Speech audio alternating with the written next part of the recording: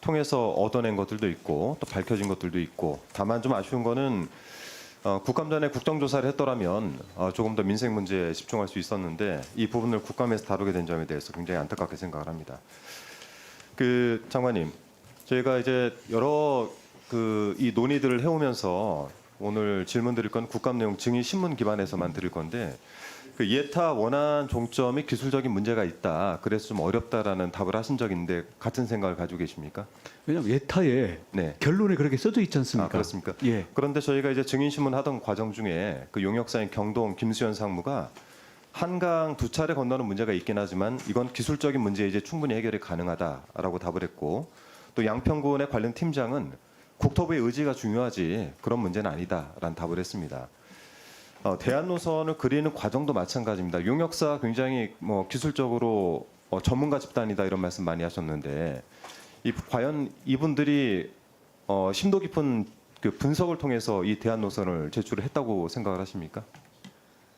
저는 그렇게 믿고 있습니다. 네. 근데 저희가 이 증인신문 과정 중에 얻은 거는 뭐냐면요, 이 경동에 김수현 상무가 실질적인 종점안을 낸 사람인데, 또한 박상훈 증인도 마찬가지고요. 현장을 하루 정도 둘러보고 두 차례 정도 확인해서 대안을 한번 그려봤다라고 답을 했고, 양평군의 안철영 국장이란 분은 지역을 우리가 잘 알고 있어서 우리 생각을 담아냈다. 그때 사용한 것은 도로공사 측에서 가져갔던 현안판 그 위에다 그렸는데, 실제 1안, 2안, 3안을 저희가 잘 본 결과 1안 같은 경우는 그나마 강화면 쪽을 벗어나 있었습니다. 그러니까 엉성한 노선을 그려놨던 거고요. 또 하나는 이 경동의 김수현, 이 흔히 우리 국토부가 얘기한 전문가 집단들인데, 종점안에 양평군의 2030 양평군 기본 계획을 참고했다고 실토를 했습니다. 이게 뭐냐면 2018년도에 김성교 전 양평 군수께서 사타 발표 전에 작성을 한 문서입니다. 이 안에 강상면 안이 담겨 있어요. 그래서 현장 조사는 겨우 하루를 하고 사타가 반영됐던 국민 행복 증진 및 미래 성장을 위한 고속도로망 구축 계획 수립 용역, 이게 660일간 진행된 거거든요. 이거를 단 하루 두 차례 가서 보고 양평군에서 미리 만들어놨던 그 기본 계획을 참고했다라고 실토를 하면서 실제 굉장히 엉성한 노선대가 대안으로 제시됐던 겁니다. 이거는 국토부도 아셔야 됩니다. 그리고 또 하나는 의혹을 책임질 사람들이 정작 하나도 보이지가 않습니다. 저희가 볼 때는 대부분 실무자들이 이런 중요한 결정할 때 독단적으로 합니까? 국토부에서는? 그렇지는 않겠죠. 이게 다 전결 사항입니다. 과장 이하의 전결 사항들입니다. 전결 사안이다. 그렇습니다. 그러면은 예를 들어 장례축을 미고려했다라고 하는 현재 서기관이신데 당시엔 서기관보다 낮았겠죠. 행정관 정도 됐던 것 같은데 단독 결정을 했습니다.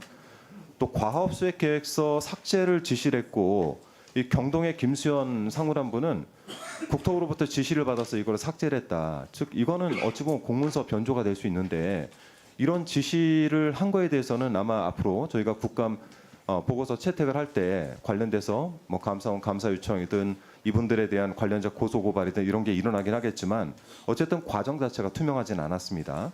그리고 양평군의 안철영 국장도 대안 노선 결재를 했지만 나는 이 내용에 대해 전말을 잘 모른다. 즉 뭐냐면 저희가 그동안에 이 노선과 관련해서 누가 어떻게 왜란 질문 세 가지를 가지고 왔는데, 그 어떻게란 부분들은 증인신문을 통해서 어느 정도 저희가 밝혀나가고 있지만 누가라는 부분에 있어서는 책임자들이 다 숨어 있습니다. 또 하나는 이게 그러면 왜 이렇게 만들어지냐에 대해서 저희가 의문을 가지고 퍼즐을 맞추다 보니까 김성교 전 양평군수 이분의 밑그림이 훨씬 더 원대하지 않았나라는 추측을 하게 됩니다. 원래 민자도로로 민자노선으로 경기도에 제안을 했다가 반려를 당했어요.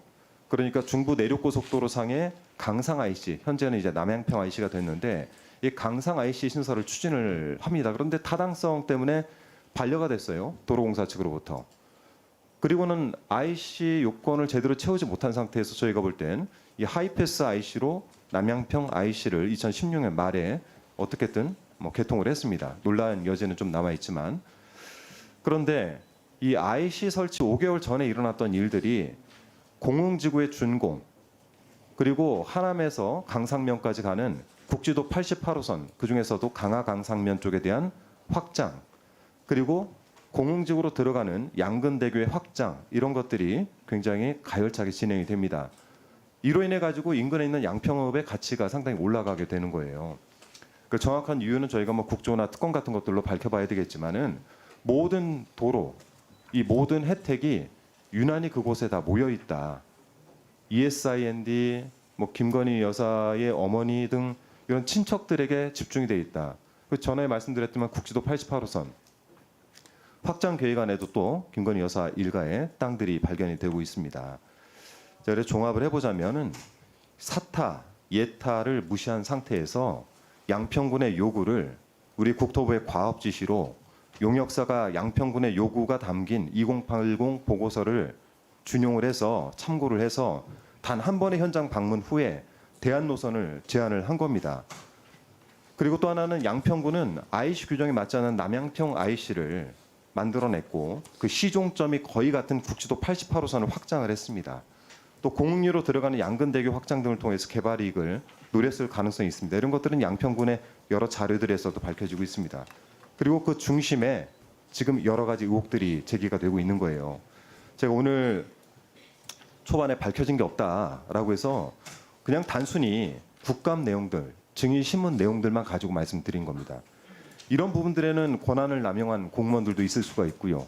또 이 부분에 대해서 묵인을 했던 분들도 계실 수가 있고 아니면 일하면서 전혀 모르고 했던 분들도 계시긴 하겠죠. 그래서 이 모든 논란들을 일으킨 또 이런 걸로 인해서 민심을 어지럽히고 또 사회적 비용을 유발한 책임에 대해서는 문제 제기를 할 수밖에 없다라는 말씀을 드리고 자, 오늘 첫 질의는 그래서 뭐 워낙 출장 기간도 길고 하셔서 보고를 다 받으셨는지 모르겠으나 이번 국감 증인들 이 신문만 통해서도 이러한 사실들이 밝혀졌다라는 건 좀 인지를 하시길 바랍니다. 예. 이상입니다. 네, 5분 동안 내 질문만 하셨으니까 짧게 갑자기 30초 이내로 답변을 드리겠습니다. 우선 그래서 실무자들이 뭐 착오를 했든 아니면 뭐 일을 잘못 처리한 거는 그것대로 다 책임을 물으십시오. 그리고 지금 이걸 변경한 사람이 숨어 있다, 숨겨져 있으면 밝히십시오. 그게 저라면 밝히십시오. 거기에 대해서는 저희는 하나도 진실을 회피하거나 책임을 회피하지 않겠습니다. 그건 그것대로 가고요. 대신 지금 예를 들어서 모든 이익이 혜택이 양평읍에 집중되고 있다. 이런 식으로 따지면요. 양평에 지금 중부 내륙 그리고 이미 그 휴게소 만들어지고 IC 앞으로 만들어지고 그러면 양평읍에 당연히 반사 이익이 많이 가게 돼 있습니다. 그중에 특정인이 포함되어 있다는 게 만약 문제가 된다면 특정인에게 혜택을 주려고 했다면 또 다른 노선들이 얼마든지 있을 수 있었다라는 그 토론이 가능하고요. 네. 마지막 한 가지 포인트는 자 이미 중부 내륙에 접속시키는 것에 대해서 이미 예타 때 기술적인 문제가 근본적으로 문제가 있다면 대안을 찾아야 될 것이라고 있었고 실제 중부 내륙과의 이 접속부를 붙일 수 있는 곳은 한 3개 지점밖에 안 나오고요. 여기와 관련해서 IC를 양평에 볼 수 있는 것은 한 2개 지점밖에 안 나옵니다. 이 모든 것을 아까 우리 홍기현 의원님 말씀하셨던 수청 IC가 뭐 그중에 하나일 수 있겠는데요. 이걸 모든 걸 포함해 가지고 지금까지 검토했던 모든 자료를 놓고 야당이 추천한 전문가들을 중심으로 해서 검증을 하자. 그래서 저희들이 그동안에서 만약에 지적할 만한 것들에 대해 책임질 것들은 지는데 노선 결정은 현재 해 나가는 과정에 있는 거지 않습니까?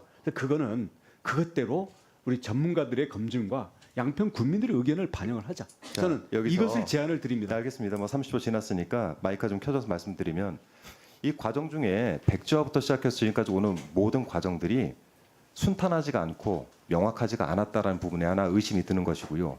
두 번째는 여러 가지 예타 이후에 안이 틀어지더라도 거기에 이해가 상충될 수 있는 여건들이 조성이 돼 있다라고 한다면은 그것들을 피하는 것도 국토부의 할 일입니다.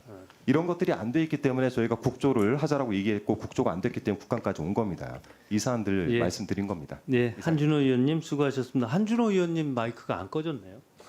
네. 아닙니다. 글쎄 말입니다.